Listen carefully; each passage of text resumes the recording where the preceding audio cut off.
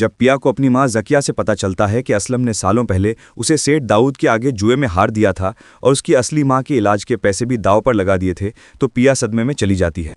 वो गुस्से में असलम के कमरे में आती है और उसे कहती है कि आज के बाद वो उसे बाप ना कहे, क्योंकि एक बाप अपनी बेटी का सौदा नहीं करता। ये सुनकर असलम रोने लगता है और पिया के पैर पकड़ लेता है, लेकिन पिया उसे धक्का दे देती है।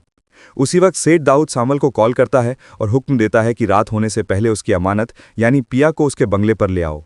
सामल परेशान हो जाता है और सेठ से कहता है कि ज़बरदस्ती करना ठीक नहीं होगा, लेकिन दाऊद गुस्से में कहता है कि अगर तुमने ये काम नहीं किया तो वो किसी और को भेज देगा। मजबूरी में सामल गाड़ी लेकर असलम के घर की तरफ निकलता है। दूसरी तरफ आलियार जब घर आता है तो देखता है कि सेठ दाऊद अपने लॉयर के साथ बैठकर असलम की ज़मीन के कागजात तैयार करवा रहा है। आलियार पूछता है कि ये सब क्या है, तो दाऊद झूठ बोलता है कि वो असलम की मदद कर रहा है। आलियार खुश होकर सामल को फ़ोन करता है ताकि उसे ये खुशखबरी दे सके, लेकिन सामल फ़ोन नहीं उठाता। सामल जब असलम के घर पहुंचता है तो देखता है कि पिया अपना बैग उठाकर घर छोड़कर जा रही है। सामल फौरन गाड़ी से उतरता है और पिया का रास्ता रोकता है। पिया उसे देखकर चिल्लाती है और कहती है कि रास्ते से हट जाओ, तुम सब मिले हुए हो। सामल उसे समझाता है कि बाहर सेठ दाऊद के गुंडे खड़े हैं, अगर वो अकेली गई तो वो उसे उठा लेंगे। ये सुनकर पिया घबरा जाती है। तभी वहां अचानक पुलिस की मोबाइल आ जाती है जो सेठ दाऊद ने भेजी होती है।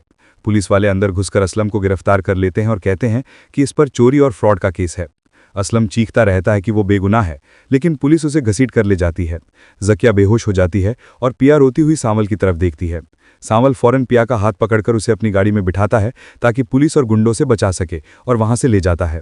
रास्ते में आलियार की गाड़ी सामल की गाड़ी को क्रॉस करती है और वो देख लेता है कि सामल के साथ पिया बैठी है। आलियार हैरान रह जाता है और गुस्से में उनका पीछा करना शुरू कर देता है। एपिसोड के आखिर में सामल पिया को एक महफूज जगह लेकर जाता है जहां पिया बेहोश हो जाती है और सामल उसे पानी पिलाता है। तभी दरवाजे पर आलियार आ जाता है और सामल के कॉलर पकड़कर कहता है कि तूने मेरे साथ धोखा किया है।